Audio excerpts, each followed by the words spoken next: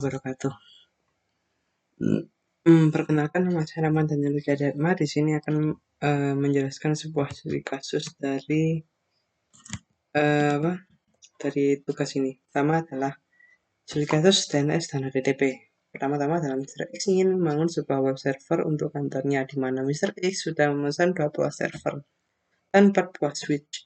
Satu server digunakan untuk menghandle DNS server dan satu servernya lagi untuk digunakan untuk menghandle web server atau HTTP server di sini. DNS server di sini dapat menghandle 2 switch dan web server juga seperti itu, dapat menghandle 2 switch. Ternyata ada beberapa kendala di mana ada sebuah kekurangan kartu jaringan atau modul pada masing-masing server sehingga Mr. X harus membeli pemesannya.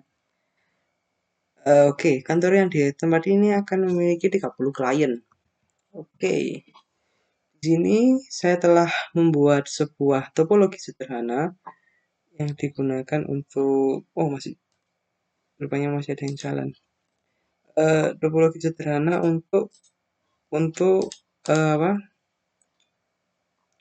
menjelaskan bagaimana kantor dari Mr. X ini.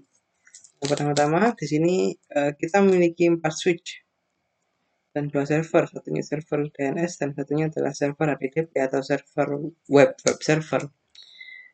Pada DNS server saya menyeting IP statusnya adalah 192.168.150 dan DNS servernya juga sama 192.168.150.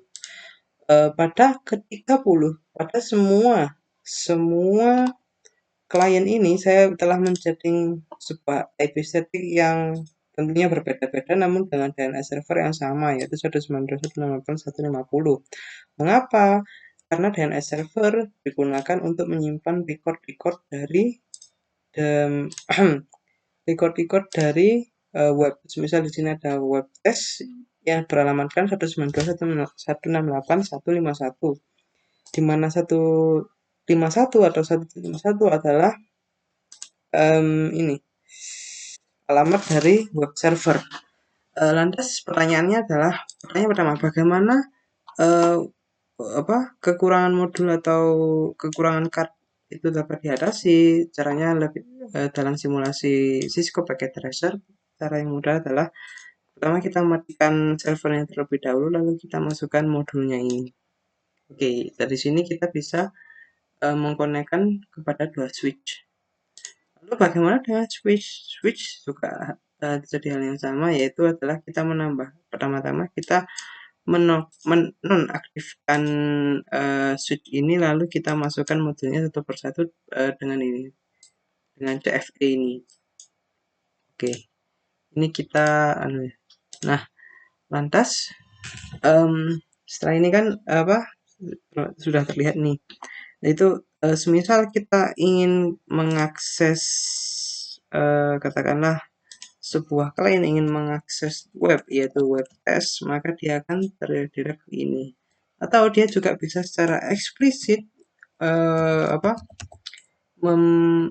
mengetikkan secara eksplisit alamat dari web server, yaitu adalah 192.168.151. Untuk simulasinya menggunakan DNS dan HTTP, kita dapat melihat pada simulasi ini. Katakanlah di sini dengan PC dengan IP statis 1.22 hendak mengakses tes yang telah tersimpan di sini di record tipe A dengan alamat ini. Oke. Lalu kita katakanlah tes. Nah, di sini saya telah melakukan filter hanya tipe DNS saja yang terfilter. Pertama akan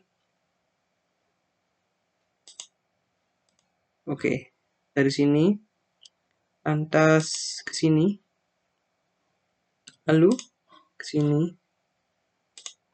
lalu ke sini. Mengapa? Karena dia akan mengakses server DNS terlebih dahulu untuk mencari apa sih itu tes, laman tes itu di mana gitu.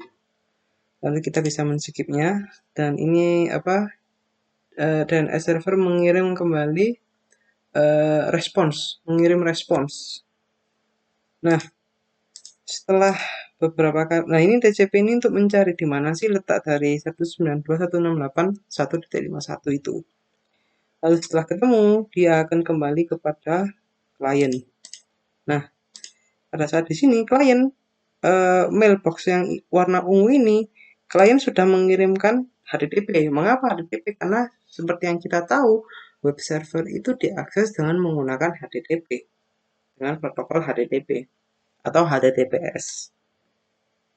Nah, di sini mailbox yang ungu ini akan dikirim kembali ke sini karena dia akan mengakses page yang akan yang akan digunakan atau yang akan ditampilkan pada itu pada klien.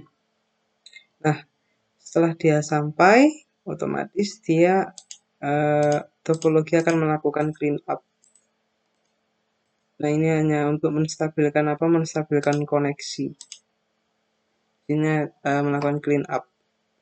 Oke. Sekian dari saya. Itu adalah cara kerja bagaimana sebuah klien yang mengakses sebuah halaman bernamakan tes, dan tes tadi itu tersimpan pada konfigurasi DNS dari suatu server. Sekian dari saya. Wassalamualaikum.